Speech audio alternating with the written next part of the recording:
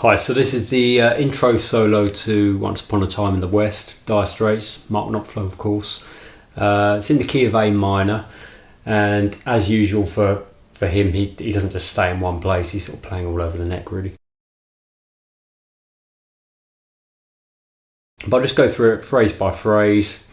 So got to start off by sliding into the G at the 12th fret on the 3rd string, so use second finger for this. Now when I say slide into it, it means we want to hear this note, but you slide from somewhere down here like this. And it's not a definite like 9 to 12 or 6 to 12 or anything. It's just one of those slides where you're moving your finger before you pick the string. So if you haven't done that before, it might be worth practicing that. If you do it without the slide, it doesn't sound right. It's got to have that slide. And then we go to the 10 on the 2nd string, which is the A, the root note. Play that note and hammer on to a 13. I would use 3rd finger for this, and Mark Knopfler probably did as well. And then you play the 10 again and the 13 again, this time do it as a trill, which is like fast hammer-ons and pull-offs. So from the beginning that would be slowly.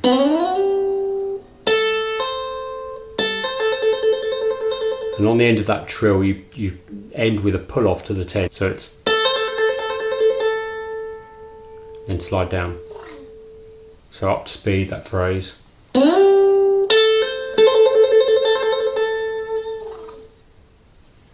then we come down to the usual kind of A position, 5th position. Play the A note, which is 7th fret on the 4th string, and then 5th fret on the 3rd string. 7th fret on the 3rd string, bend up so it sounds like a 9, let it down to a 7, pull off to a 5. So that's.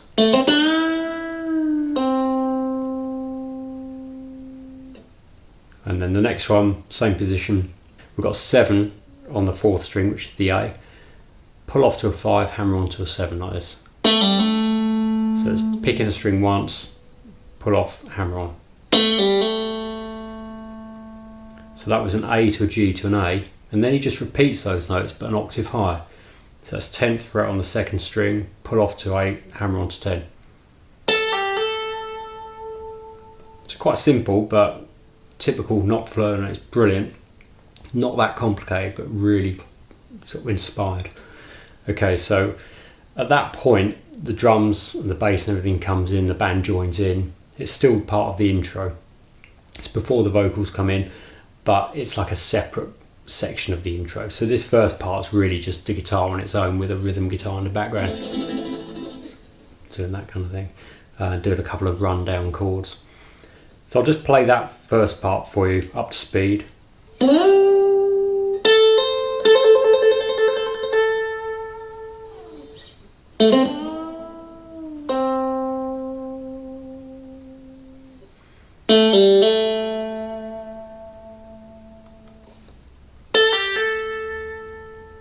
Now the next part, where the drums and everything comes in, I'm going to play a 4 on the 3rd string, bend it to sound like a 5. You could use any fingers for this, I'd probably use 3rd finger.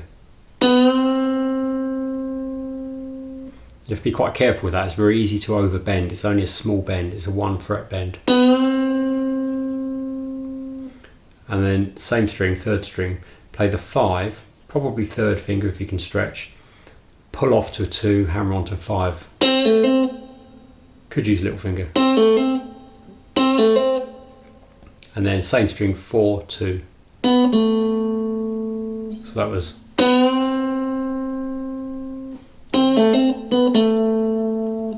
Then we go back to the 5th position, play the 7 on the 3rd string, bend it to sound like a 9, let it down to a 7 again, so it's bend and release. Play a 5, play the 7, and then play the 7 on the 4th string. So it's slowly.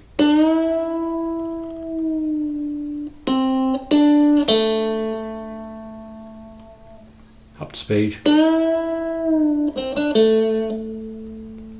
And then that's followed by 3rd string 5, 4th string 5, hammer onto a 7. So this second section of the intro so far is.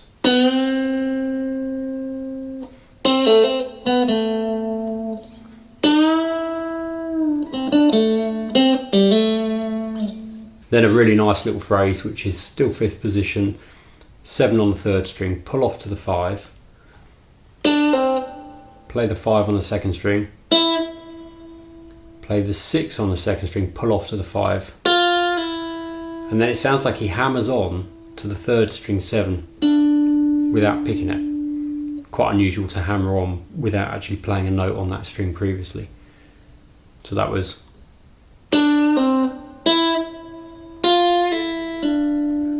You play the 5 on the 2nd string again, hammer on again to the 7 on the 3rd. So that phrase slowly.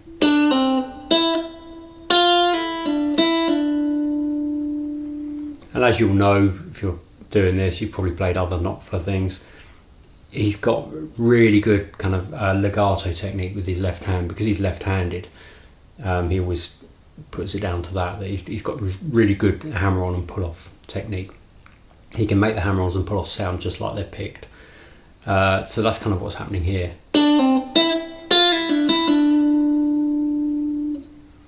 And then another nice phrase, you flatten your finger down where it is, so it's on the 7 on the 3rd string. Flatten it to cover the 2nd string as well. Use 2nd finger to help, and so it's just behind on those strings. We want to play those 2 strings, 2nd and 3rd strings, so it's 7s. We bend. Now what's interesting here when you do this, if you bend a certain amount like this and let it back, what happens is the 3rd string bends up 2 frets, or the equivalent of 2 frets, and the 2nd string only bends up 1, because there's a lot less tension in the 3rd string. As you'll know, the 3rd string's easier to bend than the 2nd. And so when you do that, you're actually going to these notes. So that's pretty cool. So you've just got this 2nd string going to the 8th fret, or sounding like the 8th fret. The 3rd string sounding like the 9th fret. Might take a little bit of practice, but it's not too hard, that. He does that again later on. And then we've got 5 on the 3rd string, hammer on to 7, but then bend up to a 9. All in one go. Play the 5 on the 2nd string, 5 on the 3rd string, 7 on the 3rd string, and bend it up to a 9 again. 2nd string 5, 3rd string 5. That's one of those things where you roll across. You don't hop across like that. Actually, just change your hand position. It's quicker. And then play the A on the end, the 7th fret on the 4th string. So that phrase slowly is.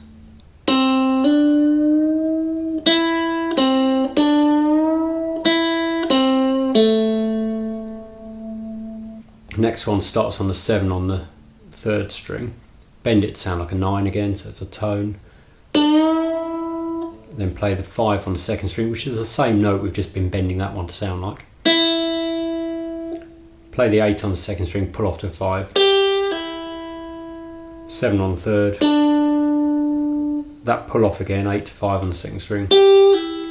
7 on the 3rd again. 5 on the 2nd string. 3rd string 7, pull off to 5. 4th string 7. So that's quite a long phrase, that one. I'll do it slowly.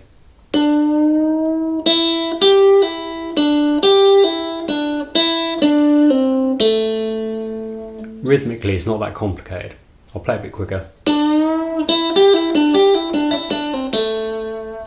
And then there's 2 notes which I've written in brackets on my transcription, because they're very faint. There's just 2 5s on the 4th string.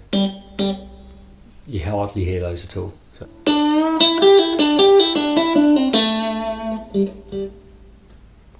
And then we go back to that double bend thing we did earlier. 2nd and 3rd strings at 7, and you pull it down, remember, so that the 2nd string goes up a semitone, the 3rd string goes up a tone, and release again. This one was quite hard to work out. I think I've got it right, let me know what you think. Go to 7 on the 3rd string, but cover the thinnest 4 strings. So you're sort of flattening your finger like a half bar. Play the 7 on the 3rd, and then hammer on with these 2 fingers, so you get an 8 on the 2nd string and a 9 on the 4th string. But whilst you're doing that, the 7 you just played rings like this. You have to hammer on quite hard. So that's a bit tricky, that. So after the previous one, it's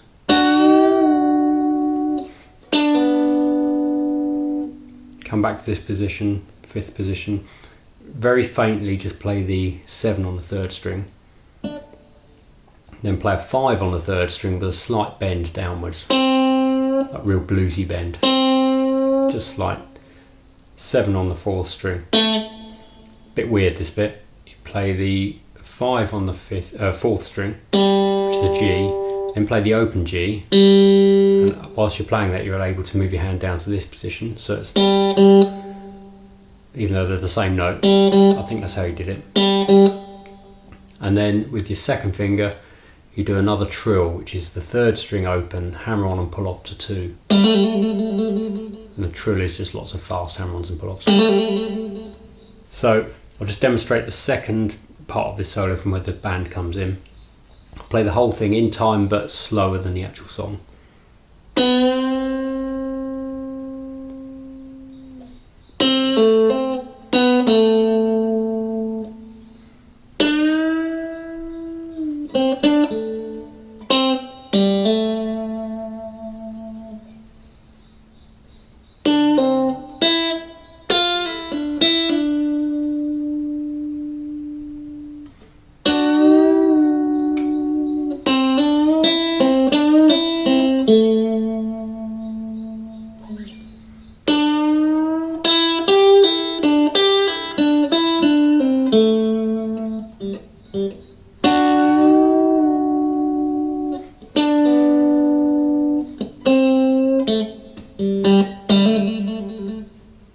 Okay, and I'll play the whole thing sort of more up to the speed of the song, but including the first part.